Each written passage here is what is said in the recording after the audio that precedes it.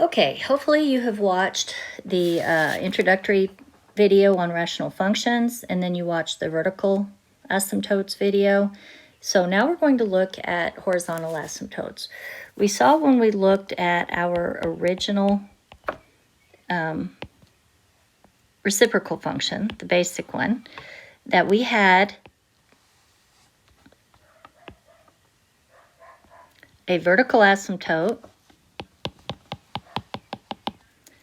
at x equals 0, and we talked on the last video about why that is. But notice we also have a horizontal asymptote. And our horizontal asymptote here is, we're not going up or down off of values of y, so y equals 0. Okay.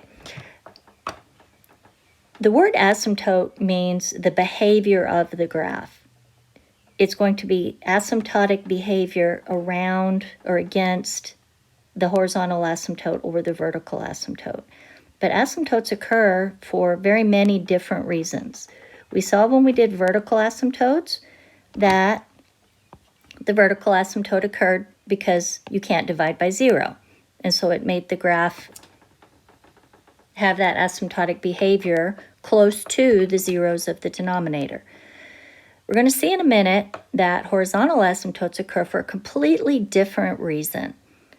And then later, in lessons later in the semester, we're going to see that asymptotes occur with exponential and logarithmic functions for yet other reasons. So you have to think about what type of function you're working with and whether you're dealing with a horizontal or vertical asymptote to think about what the rules are for finding them, because they're going to be different depending upon the type of function. Let's kind of think back about our t-table and why our behavior occurred the way it did. Let me erase that. Why our behavior occurred the way it did. As we were we saw with the vertical asymptote, we were thinking, what happens to y? What's happening to y? What's y getting close to? As x gets closer and closer to 0, what's happening to y? And we saw that y went to infinity. And same thing over here on the negative side. Horizontal asymptotes, we're thinking about what's happening to y as x is going out to infinity. What's happening to y is x is going out to positive or negative infinity. So if we look at our values of x, and we think about what happens as x gets bigger and bigger and bigger and bigger, if we're looking at our rational function here, we see that when x is 10, y is 1/10. When x is 100, y is 1/100, and so on. So we see that y is getting really tiny. 1/1,000,000 is a really tiny number. And then if x were 1,000,000,000 or 1,000,000,000,000, y would get even smaller and smaller, 1/1,000,000,000, 1/1,000,000,000,000. So we see as x is getting really large, going to infinity, what's y getting closer and closer to? It's getting closer and closer to 0. So we see here on my graph, y, and I can't really draw it, but it's getting closer and closer and closer to the x-axis here, but never actually reaching it and never actually going across it. And we will see later that you can cross a horizontal asymptote. You can never cross a vertical asymptote, but you can cross a horizontal asymptote because we're thinking about what happens as x gets really big. So we're saying as x goes to infinity and gets really big, y is getting closer and closer to 0. So that gives us our horizontal asymptote at y equals 0. All right, let's think about why as x gets really big, as the denominator gets really big, as it goes to infinity, the whole thing goes to 0, because that's what that means. As x goes to infinity, the whole thing, which is y, goes to 0. And we see that that happens because the denominator is getting really, really big, while the numerator, in this case, is staying at 1, which gives us numbers that get smaller and smaller. So, what if I had a function like this?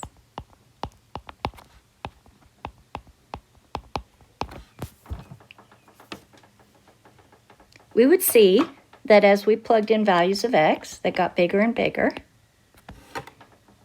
Once I get out to x is really, really large, like 1,000,000, I'm not going to worry about the 1 and the -7. Say if I said I would give you $1,000,000, but you had to give me $7 back, you wouldn't really worry about the 7. The million is way too big for that. So we don't have to worry about the +7 and the, or excuse me, the +1 and the -7 that much. And so what we're left with here is x over x squared. So as x is getting bigger, 10, 100, 1,000,000, and so on, we'll have 10 over 10 squared, 10 over 100. We'd have 100 over 100 squared. We'd have 1,000,000 over 1,000,000 squared, and that's going to be with 12 zeros here. And we can see that the denominator is getting bigger a lot faster than the numerator in every case here. So this whole thing, this whole fraction, because this is what y is approximately equal to, is going to be going to 0. Now look back at the function y equals x over x squared and think about why the denominator is getting bigger faster. And we see that it's getting bigger faster because the denominator is being squared and the numerator is only to the first power. So if I had a function like this,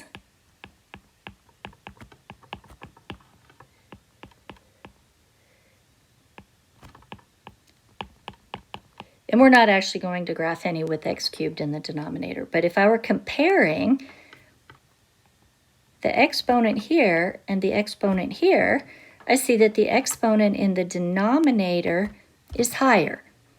So that means as x is getting bigger and bigger, as x is going to infinity, the denominator is going to be getting bigger faster than the numerator.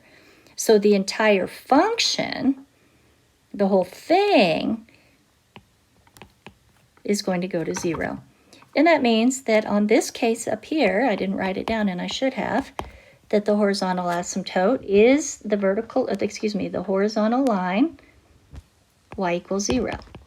And then on this one, the horizontal asymptote is the line y equals 0. So that gives us a rule. That gives us a rule here for finding horizontal asymptotes. And we're going to see that we're going to have to compare the degree of the numerator. Actually, you know what? I'm going to start with denominator. Compare the degree of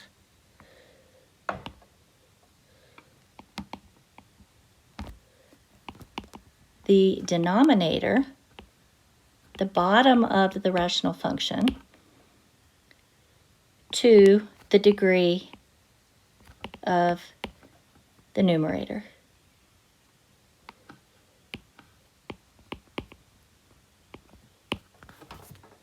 All right, so what we just saw in our example was that if the degree of the denominator is greater than the degree of the numerator, I'm having a really hard time writing my new word numerator here.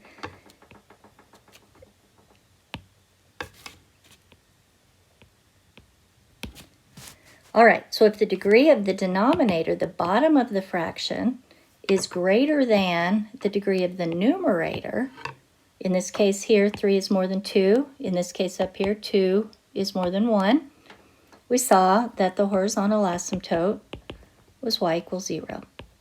And we're done. That's all we have to do to find that horizontal asymptote.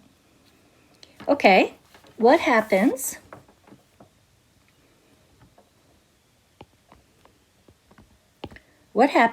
if the degree of the numerator is more? Let's say I have something that looks like this.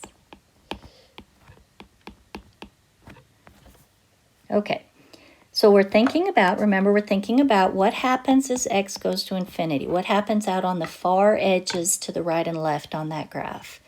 If x is getting really big, like if x is 10, we have 10 squared over 10, 100 squared over 100, a million squared over a million. And we see that the numerator is getting bigger a lot faster. So that means that the entire function, the y, is also getting bigger and bigger. It's going to infinity. So that means that there is no horizontal asymptote.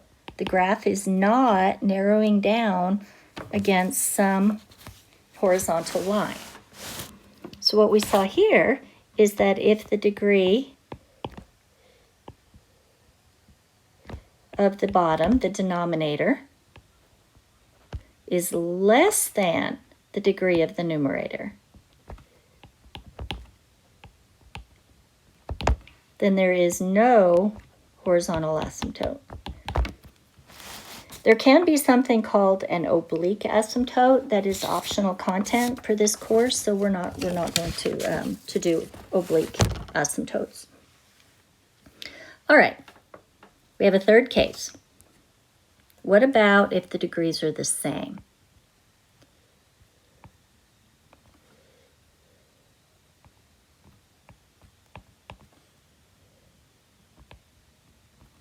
If the degree of the denominator equals the degree of the numerator.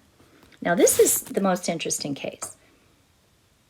Let's say that we have y equals 3x plus 1 over x minus 2. Okay, so notice both of these have understood exponent 1. So our degrees are the same. As I said before, when we get up to really big numbers, because remember we're thinking about what happens to y as x goes to infinity. If x is really big, like 10, not even 10, if x is a million or a billion, the plus 1 and the minus 2 are really not going to matter that much. So then we're going to have 3 times a million over a million. 3 times a billion over a billion, 3 times a trillion over a trillion. In every case, the billion or the trillion or whatever will just cancel out. And we're going to 3. 3 over 1. We have an understood 1 here. So we're looking at this number in front of this, the leading coefficient, and then the leading coefficient here, and the ratio there is 3 over 1. And that means that the graph is going to 3 million over a million, which is 3. 3 billion over a billion, which is 3. 3 trillion over a trillion, which is 3. So my horizontal asymptote here is going to be y equals 3. Because remember, it always has to be an equation of a line. And it is a horizontal line, so it's y equals 3. All right, so our rule over here is a little complicated to write. It turns out that if the degree of the denominator is equal to the degree of the numerator, then the horizontal asymptote occurs at, and it's going to be this ratio here between these two numbers. So it's at the ratio of, and it's always the number, the coefficient of the largest term. So we're going to call that the leading coefficient.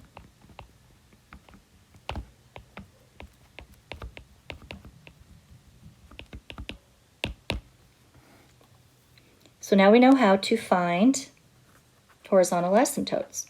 Let me go ahead and give you 3 problems to do real quick before we move on. So let's say we have f of x equals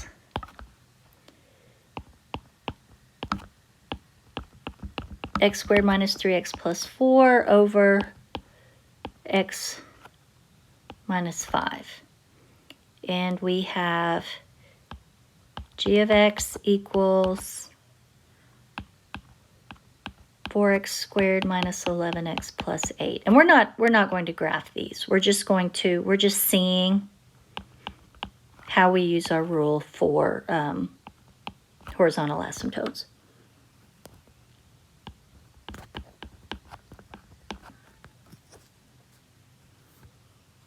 So h of x is going to be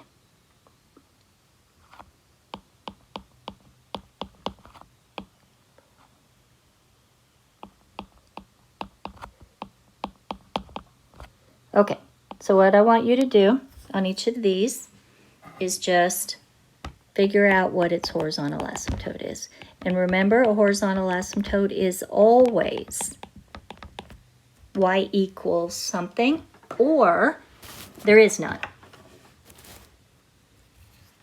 You can pause the video for a second and go ahead, write those down, and find their horizontal asymptotes.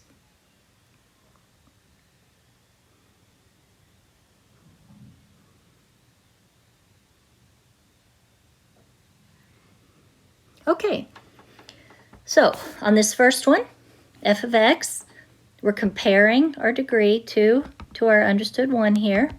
2 is more than 1, so the top is getting larger faster, so this one has no horizontal asymptote. Then on g of x, we're comparing our leading terms here. They're both squared, that's the same. So this is the one where, when x is getting really big, the top is going to 4, the denominator is going to 3, so the horizontal asymptote here is y equals 4/3. And then on the h of x, the last one, we see that the degree here is more than my understood 1 here. So the denominator is getting bigger faster, which means the entire function is going to 0. We have y equals 0. So on this one, f of x, denominator smaller, no asymptote. On this one, g of x, they're the same. It's y equals 4/3. And on this one, h of x, the denominator is bigger, so the horizontal asymptote is y equals 0.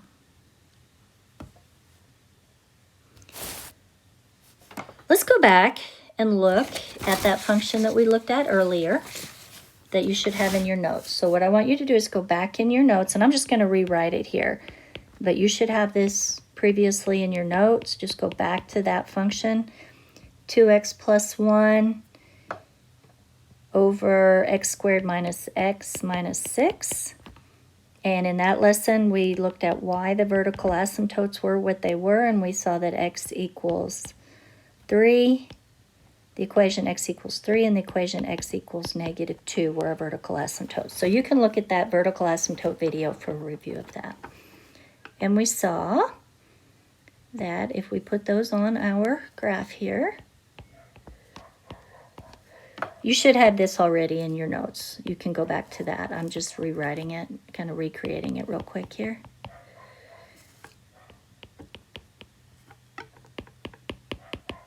Okay, so we had our vertical asymptotes. I want you to look at the function and think about, based on what we just learned about horizontal asymptotes, figure out what the horizontal asymptote would be.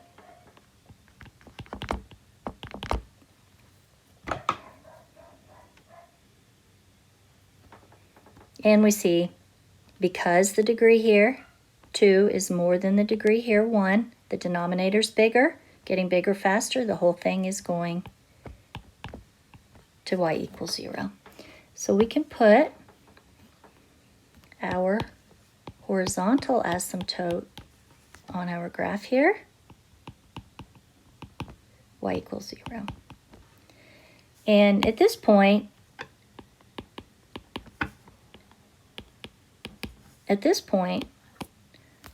we really do not have enough knowledge to figure out what's going on with this graph. We do kind of have in our memory, hopefully, our curved behavior here close to an asymptote, and we're going to see that that behavior is going to carry over onto this graph. We're going to have those curves on the outer edges, but we don't know yet where they're going to be. They're either going to be up here like this, or